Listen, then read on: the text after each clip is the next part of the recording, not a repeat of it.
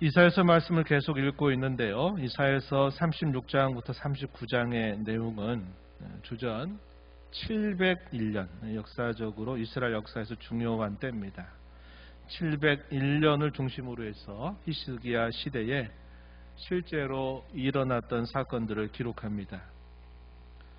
아수르의 사나립이 유다를 침공하게 된 사건, 히스기야 왕이 죽을 병에 걸렸다가 다시 치유를 받게 된 사건, 또 바벨론 사절단이 히스기야 왕을 방문한 사건, 그것이 바로 기록되고 있다는 겁니다. 오늘은 이 사나립이 유다를 침공한 이야기를 함께 여러분과 생각해 보려고 합니다.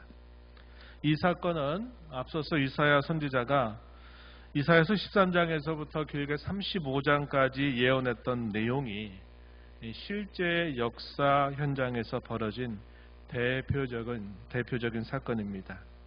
이사야는 13장에서부터 35장에서 하나님께서 자기 백성들을 징계하시면서도 구원하신다, 대적들에 대해서 심판하신다라는 내용들을 반복적으로 예언해 왔습니다.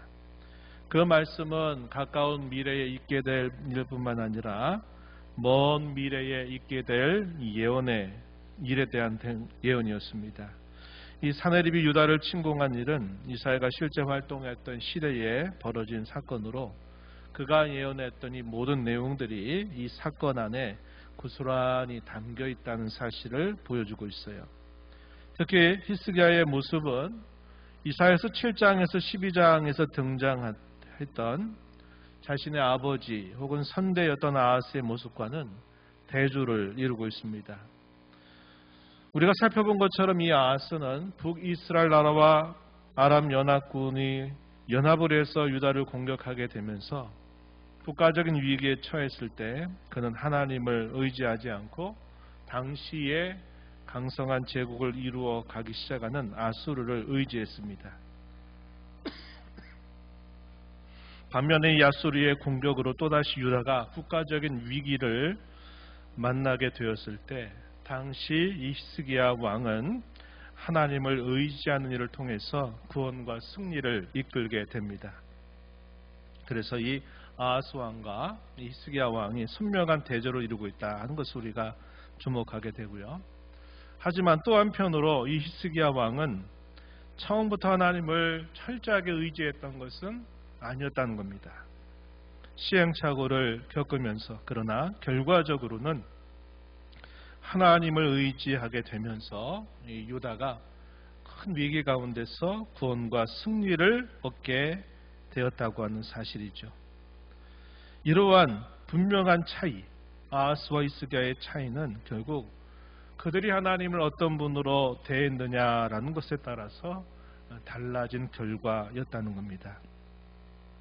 오늘 우리가 이 말씀을 살펴보면서 설교의 제목을 포위된 믿음이라 이렇게 정합니다. 우리가 이 말씀을 살펴볼 때 먼저는 이 아수르 왕이 유다를 침공했던 사건에 대해서 함께 살펴보겠고, 그러한 침공 앞에서 유다가 어떠한 선택을 내렸는가 하는 것들을 이 순서대로 살펴보겠습니다. 아수르는 주전 722년에 북이스라엘 나라를 패망시켰습니다. 그리고 시간이 흘러가지고 701년에 남유다를 삼키려고 쳐들어옵니다. 쳐들어오게 된 구실이 있었어요. 그것은 그동안 유다가 아수르에 바쳐왔던 조공을 멈춰버린 것을 하나의 구실로 삼아서 좋다, 그러면 내가 너희를 침공하겠다 하는 생각을 갖고 쳐들어온 것입니다. 당시에 히스기야는 아수르의 조공을 바치던 것을 멈춘 데에는 정치적으로 애굽의 도움을 바라려고 하는 마음이 없지 않았다는 겁니다. 당시 아수르 왕은 사네립이었어요. 이 사네립은 군대 대장이었던 랍사게를 앞세우고 18만 5천이나 되는 대군을 이끌고 유다를 쳐들어왔습니다. 유다의 여러 견고한 성읍들이 하나씩 점령을 당하게 됩니다. 그리고 마침내 이 예루살렘의 수도 부근에 가까이 있는 라기스에 그들이 접근해 오게 됐습니다. 유다의 숨통을 하나씩 조여오고 있는 상황이었습니다. 그 상황에 대해서 열왕기하 18장 13절 14절에서는 이렇게 기록하고 있습니다. 히스기야 왕 제14년에 아수르의 왕 사네립이 올라와서 유다 모든 견고한 성읍들을 쳐서 점령하매 유다의 왕 히스기야가 라기스로 사람을 보냈다. 이렇게 기록해 주죠. 히스기야 왕이 다스린 지 제14년, 그때가 연대적으로 주전 701년입니다. 이 내용은 이 사네립에 관한 역사적인 사료에 의해서 명백하게 또 증거가 되고 있는 해기 때문에 701년은 정확한 연대라고 하는 겁니다. 그때 히스기야는 정치적으로나 군사적으로 어떻게 대항할 도리가 없었습니다. 그래서 다급하게 자신의 왕궁에 있는 것들, 그리고 여호와의 성전에 있는 것들, 거기에 있는 보물들을 다 가지고서 사네립에게 바치게 됩니다. 그러면서 위기를 모면하려고 했어요. 이어지는 말씀 열왕기하 18장 14절 이하로부터 16절에서는 이렇게 또 기록해주고 있습니다. 히스기야가 아수르 왕에게 한 말, 그리고 한 행위에 대해서 이렇게 기록했어요. 내가 범죄하였나이다. 나를 떠나 돌아가소서. 왕이 내게 지우시는 것을 내가 당하리이다. 이렇게 왕에게 말합니다. 아수르 왕이 은 300달란트, 금 30달란트를 정해서 내게 한 겁니다. 그랬더니 히스기야가 어떻게 했느냐. 15절 이하에 보니까 이에 여호와의 성전과 왕궁 곳간에 있는 은을 다 주었고, 또 그때 유다 왕 히스기야가 여호와의 성전문의 금, 자기가 가진 기둥에, 자기가 모든 기둥에 입힌 금을 벗겨 모두 아수르 왕에게 주었더라. 이렇게 기록했습니다. 그가 아수르 왕에게 한 말, 대단히 치욕적인 그런 말일 수밖에 없었고, 또 그가 한 행동은 너무나도 부끄러운 일이 될 수밖에 없었다는 겁니다. 심지어 여호와의 성전에 들어가 있는, 재료로 들어가 있는 금, 그것까지 벗겨가지고 이 아수르 왕에게 바치게 된 겁니다. 당시로선 어쩔 수 없는 일이다 이렇게 생각할 수 있겠지만 그것은 매우 잘못된 선택이었다는 겁니다. 그 결과가 그것을 말해주고 있어요. 결과가 어떻게 됐을까요?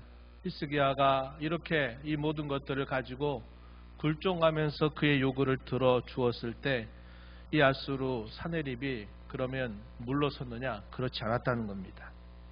이 히스기야의 노력과 굴종에도 불구하고 상태는 바뀌지 않았습니다. 사네립은 그 보물을 받고서도 라기스를 마침내 점령을 하게 되고요. 그리고 이제 남아있는 마지막 보루, 유다의 수도였던 이 예루살렘을 점령하려고 했습니다. 사네립은 라기스에 있으면서 대군과 함께 군대 대장이었던 랍사게를 예루살렘에 보냈습니다. 이사야서 36장 1절과 2절에 보면 이렇게 기록하고 있어요. 우리가 조금 전 읽었던 말씀 1절에 보면 제14년에 사네립이 올라와서 유다의 모든 견고한 성을 쳐서 취했다 이렇게 표현했고, 2절에 보면 아수르 왕이 라기스에서부터 랍사게를 예루살렘으로 보내되 대군을 거느리고 히스기야 왕에게로 가게 했다 이렇게 기록을 해줍니다. 아수르의 대군에게 예루살렘은 마침내 포위되고 말았습니다. 랍사게는 긴 말로 히스기야의 신하들에게, 그리고 이 예루살렘 성 안에 있는 백성들에게 위협합니다. 그 내용이 이사야서 35장 4절로부터 20절에 매우 길게 소개되고 있는데 우리가 그 중에서 몇 절만 좀 살펴보겠습니다. 먼저 4절로부터 5절 말씀을 한번 보십시오. 먼저 신하들에게 랍사게가 한 말입니다. 뭐라고 말했느냐? 이제 히스기야에게 말하라. 대왕 아수르 왕이 이같이 말씀하시기를 내가 믿는 바 그 믿는 것이 무엇이냐? 내가 말하노니 내가 좋게 싸울 계략과 용맹이 있노라 함은 입술에 붙은 말뿐이니라. 내가 이제 누구를 믿고 나를 반역하느냐. 이 말을 신하들을 통해서 히스기야 왕에게 전하라고 말한 겁니다. 이 말의 핵심은 뭐라고 말했습니까? 우리가 읽은 4절에 보니까 너희가 도대체 믿는 바가 무엇이냐 이렇게 묻는 것이고, 또 누구를 믿고 나를 반역하느냐 하는 말이었습니다. 더 나아가서 랍사게는 이 유다 백성들에게 이렇게 말합니다. 그 내용도 13절부터 길게 20절에 기록이 되고 있는데, 그 중에서 16절, 17절 말씀을 한번 보세요. 이렇게 말하는 겁니다. 아수르 왕이 또 이같이 말씀하시기를 너희는 내게 항복하고 내게로 나오라. 그리하면 너희가 각각 자기의 포도와 자기의 무화과를 먹을 것이며 각각 자기의 우물 물을 마실 것이요 내가 와서 너희를 너희 본토와 같이 곡식과 포도주와 떡과 포도원 있는 땅에 옮기기까지 하리라. 결국 이것이 말하고자 하는 긴 말의 핵심이었습니다. 오직 한 가지 외에는 다른 선택의 여지가 없다는 것이죠. 너희가 믿는다 하는 하나님도 돕지 못할 것이고 히스기야 왕도 너희를 결코 이 위기로부터 건져낼 수 없을 것이고, 너희가 가지고 있는 군사력이라고 하는 것도 너희 자신들을 결코 건져내지 못할 것이다 라고 말하는 겁니다. 당시 유다 백성들은 마치 성 안에 갇혀있는 꼴이 되고 만 것입니다. 더 큰 문제는 이 랍사게가 이미 싸움을 시작하기도 전에 매우 고도의 심리전으로 이 유다 백성들을 완전히 절망의 늪으로 빠뜨린 일이었습니다. 그가 한 말들, 우리가 직접 읽어보진 않지만 그가 한 말들은 싸우기도 전에 싸우려고 하는 아무런 의지조차도 완전히 바닥으로 내닫게 하는 그러한 심리전으로 이 유다 백성들을 위협했어요. 그의 말을 들었던 유다 백성들의 마음은 두려움과 공포 안에 갇혀버린 꼴이 되고 말았습니다. 오직 살 길은 하나, 그것은 곧 아수르에게 다시 항복하는 것밖에 없다, 이렇게 생각하게 만드는 겁니다. 항복하면 먹고 살게 해주겠다라고 말하는 것이죠. 그런데 우리가 여기서 한번 생각해 볼 것은, 이러한 유다가 국가적인 위기를 맞게 된 것은 단순히 정치적인 문제로 일어난 것이 아니었다고 하는 사실입니다. 이것은 이사야 선지자의 예언이 성취된 것이었습니다. 이사야는 그의 선대였던, 히스기야의 선대였던 아하스의 실정, 하나님께 대한 반역에 대해서 35년 전에 다음과 같이 예언을 했습니다. 그 내용은 이사야서 8장 6절 이하에 소개되고 있어요. 한번 보십시오. 이렇게 말합니다. 이 백성이 천천히 흐르는 실로와 물을 버리고 르신과 르말리아의 아들을 기뻐하느니라. 그러므로 주내가 흉용하고 창일한 그나수 곧 아수르 왕과 그의 모든 위력으로 그들을 뒤덮을 것이라. 그 모든 골짜기의 최고 모든 언덕에 넘쳐 흘러 유다에 들어와서 가득하여 목에까지 미치리라. 이렇게 예언한 바가 있습니다. 이게 무슨 내용이냐? 당시 아하스 시대에 있었던 예언의 내용인데요. 여기 보면 르신과 르말리아의 아들, 당시의 북이스라엘과 또 아람 나라의 군주입니다. 이들을 기뻐한다 그랬는데, 이 기뻐한다라고 하는 말은 그들을 진정으로 기뻐했다라는 게 아니라 그들이 이와 같이 동맹하게 된 그 세력, 또 그들이 동맹함으로써 그들이 얻게 된 강력한 군사력을 부러워한다고 하는 말입니다. 당시에 이 아하스 때 닥쳤던 위험은 북이스라엘과 아람 나라가 유다를 공격하는 일이었기 때문에 결코 그들을 좋아할 리가 없고 기뻐할 리가 없어요. 우리도 다른 나라와 이와 같이 동맹한다면 좋겠다, 이런 생각을 가졌다고 하는 것입니다. 그래서 이 당시 아하스는 하나님을 의지하라고 하는 선지자의 말은 무시하고 당시의 아수르 나라를 의지한 것입니다. 그래서 여기 읽은 말씀에 보면은 천천히 흐르는 실로와 물, 이 예루살렘에 이렇게 주위에 흐르고 있는 천천히 흐르는 이 실로와 물, 그게 뭘 의미하느냐? 그들과 함께 하시는 하나님께서 그들을 언제나 잔잔히 도와주신다는 것을 상징하는 표현이 되겠습니다. 그런데 당시에 이 아하스는 이 실로와 물을 의지하는 게 아니라 뭘 바라봤냐면 아수르와 같은 강력하고 창일한 큰 하수를 그들이 바랐다는 겁니다. 우리에게는 강력한 군사력을 가진 나라가 우리에게 필요하지, 우리와 함께 하신다고 하는 하나님의 도움은 지금 필요 없다, 이렇게 아하스가 판단을 했던 것입니다. 그래서 하나님 이사야 선지자를 통해서 뭐라고 예언하느냐? 좋다. 그러면 너희가 생각하는 이 아하스와 같은 큰 홍수 같은 이 아수르 나라가 훗날에 유다를 위협하게 할 것이라고 말씀하는 겁니다. 어디까지 위협한다고 말합니까? 그 창일한 아수르가 유다에 들어와 가지고 마치 목에까지 너희를 위협하게 되리라고 말씀하는 겁니다. 이러한 예언이 있은 지 약 35년의 시간이 흐른 다음에 실제로 히스기야 시대 때 유다가 이러한 극심한 국가적인 위기를 만나게 되었다는 것을 성경은 우리에게 가르쳐 주고 있습니다. 그런 국가적인 위기 앞에서 유다는 어떻게 반응하고 대처했을까요? 먼저 유다의 반응을 한번 살펴보면요. 당시 유다는 군사적으로나 정치적으로 손을 쓸 수 없는 상태에 있었습니다. 그래서 이 랍삭의 위협 앞에서 그들은 한마디의 어떤 대답도 할 수가 없었다고 하는 것이죠. 이사야서 36장 21절은 다음과 같이 기록합니다.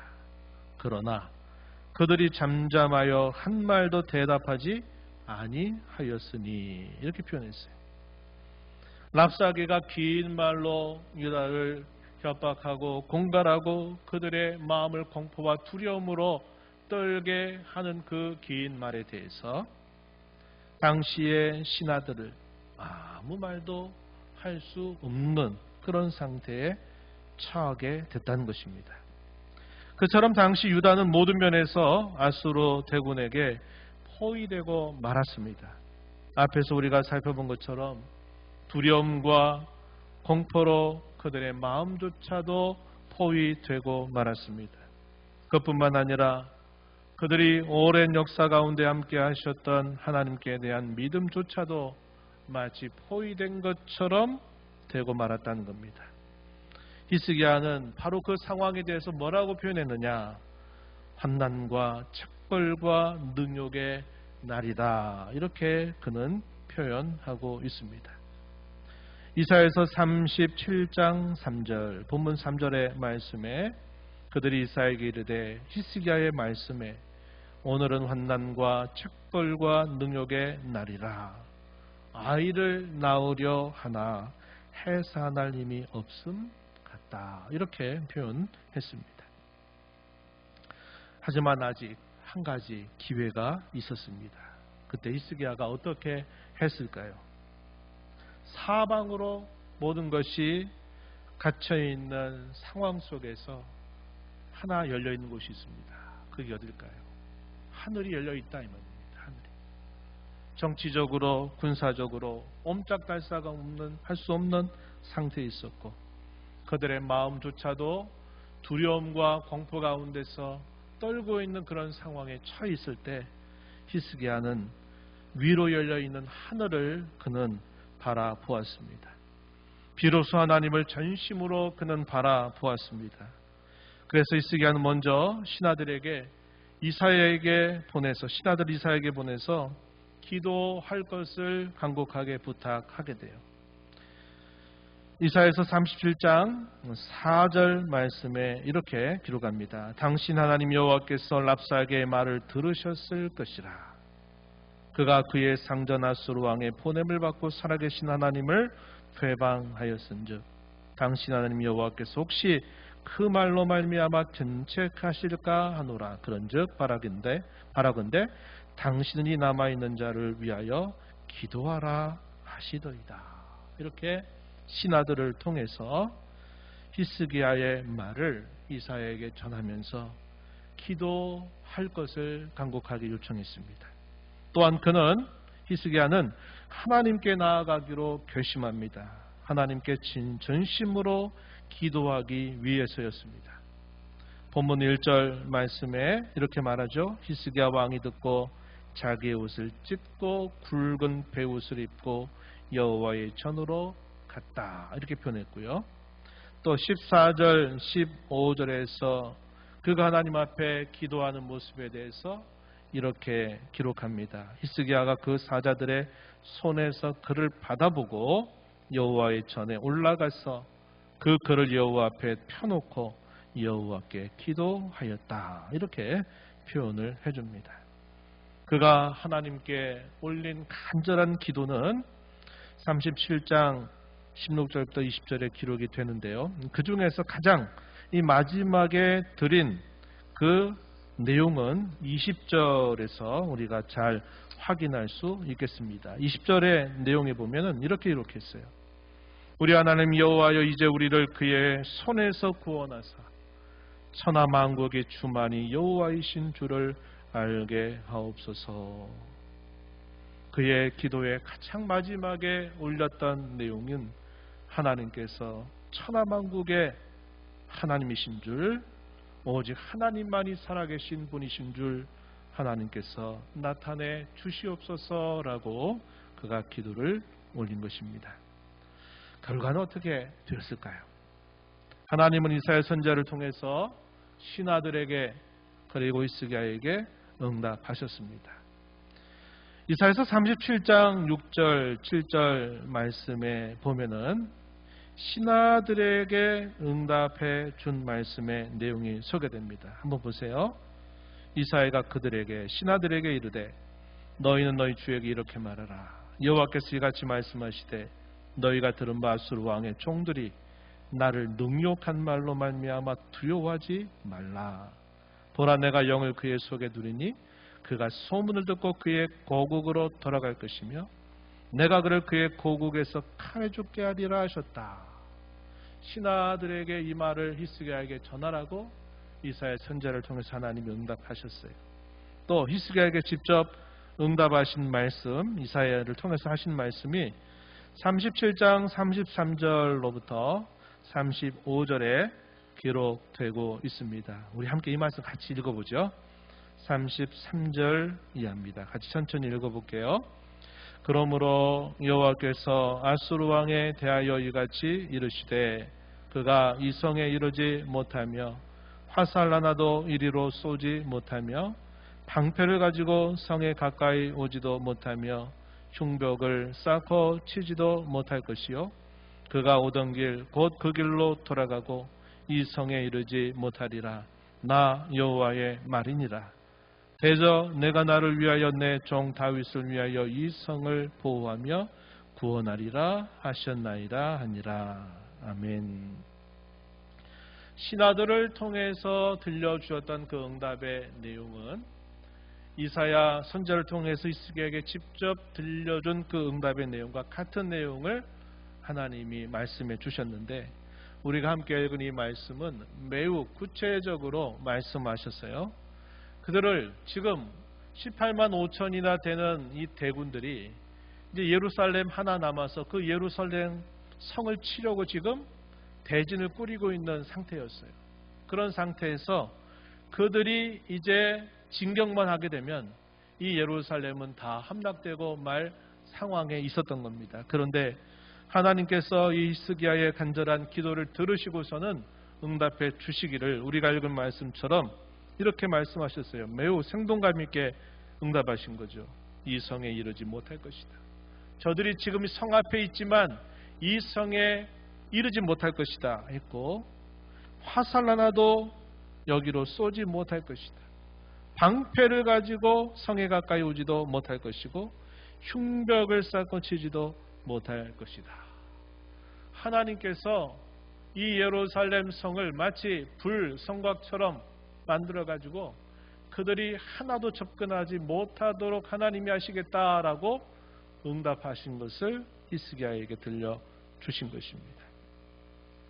이사야 선지자를 통해서 응답하셨던 이 말씀은 즉각적으로 이루어졌습니다.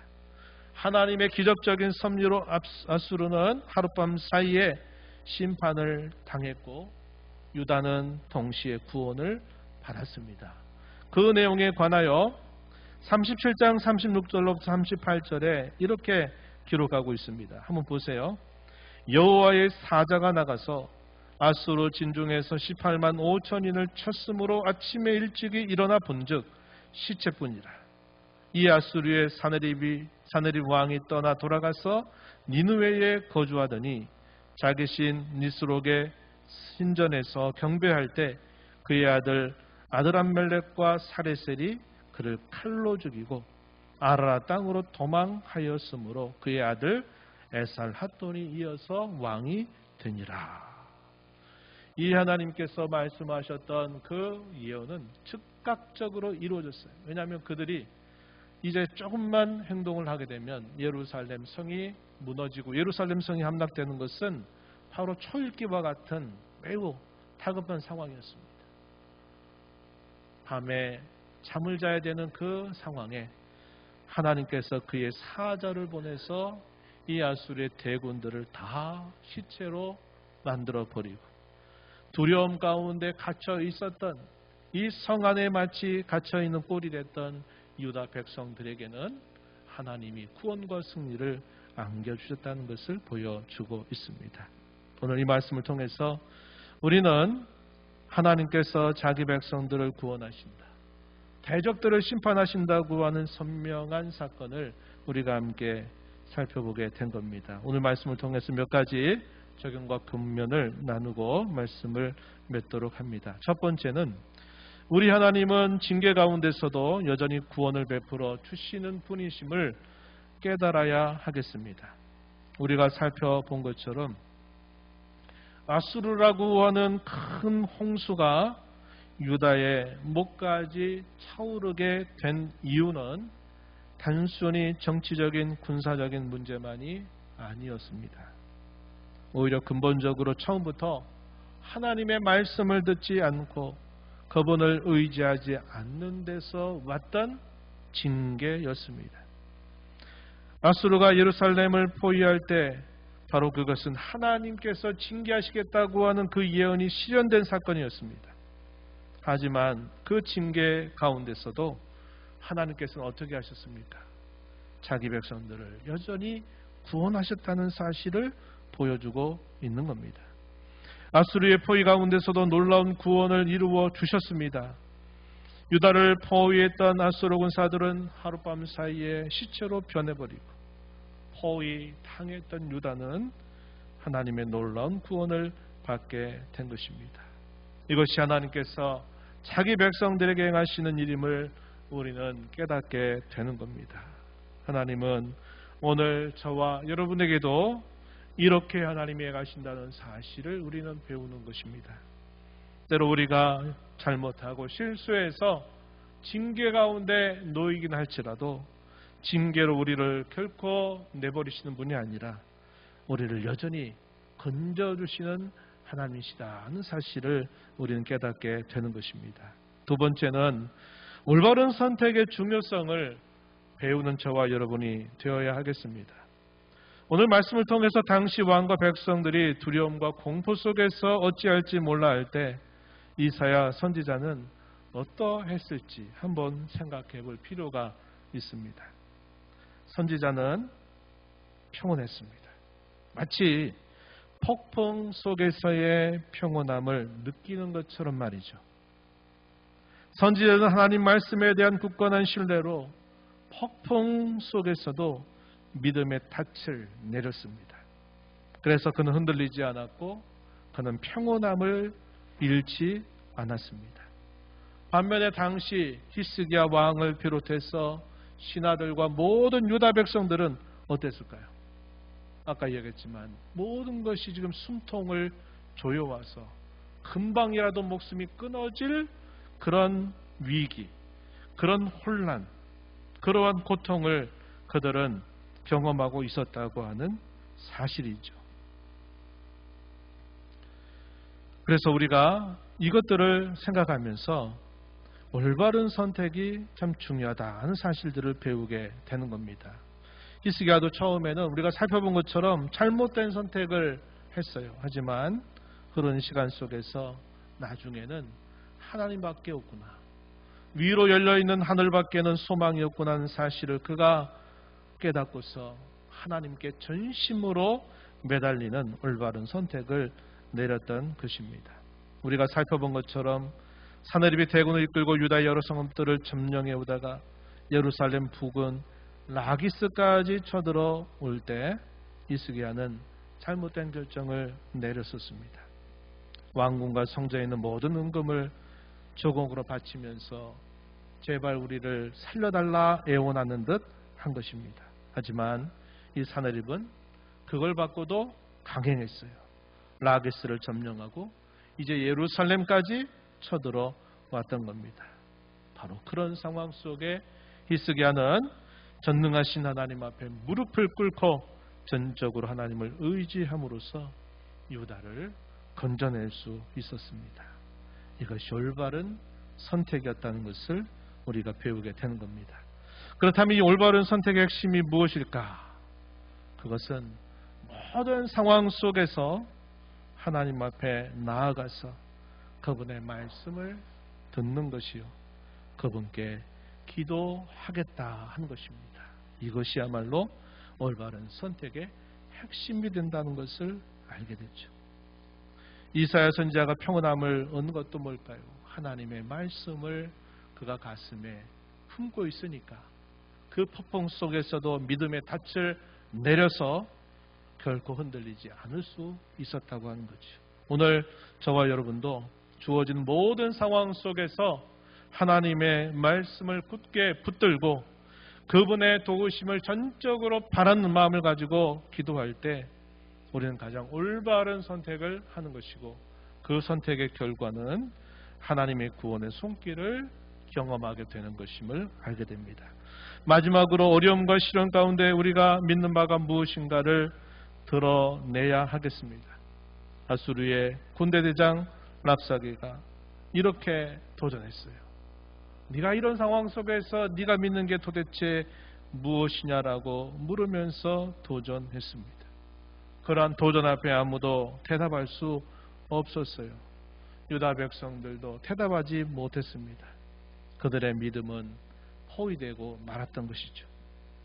오늘도 그 질문은 위기와 시련의 순간에 또다시 저와 여러분에게 던져질 것입니다. 너는 그런 상황 속에서 네가 도대체 믿는 것이 무엇이냐라고 물어올 것입니다. 그때 저와 여러분의 믿음이 포위되지 말아야 하겠습니다. 오히려 믿음으로 모든 두려움과 공포, 염려와 근심을 떨쳐버릴 수 있어야 하겠다는 겁니다. 하나님을 향한 굳은 믿음만이 유일하게 자신과 대적과 세상을 이길 수 있기 때문입니다. 요한일서 5장 4절에 이렇게 말씀합니다. 세상을 이기는 승리는 이것이니 우리의 믿음입니다. 이 말씀을 마음에 깊이 새기면서 믿음이 포위되지 않기를, 늘 결단하고 살아가게 되기를 진심으로 바랍니다. 하나님 아버지, 오늘 저희들에게 또 찾아오셔서 말씀을 통해 저희들을 깨우쳐 주시고 또 저희가 어떠한 믿음을 가지고 이 땅을 살아야 될지를 교훈하여 주심을 감사합니다. 여러 상황들 속에 마음이 포위되고 상황이 갇혀있고 할지라도 저희의 믿음이 마치 포위된 것 같이 무기력한 모습이 아니라 세상을 이기는 승리가 오직 믿음밖에 없다 하신 것처럼 이 믿음을 가지고 모든 두려움과 공포와 모든 염려와 근심들을 떨쳐버려 하나님께 영광을 돌리는 저희들이 되게 주시옵소서. 예수님의 이름으로 기도하옵나이다. 아멘.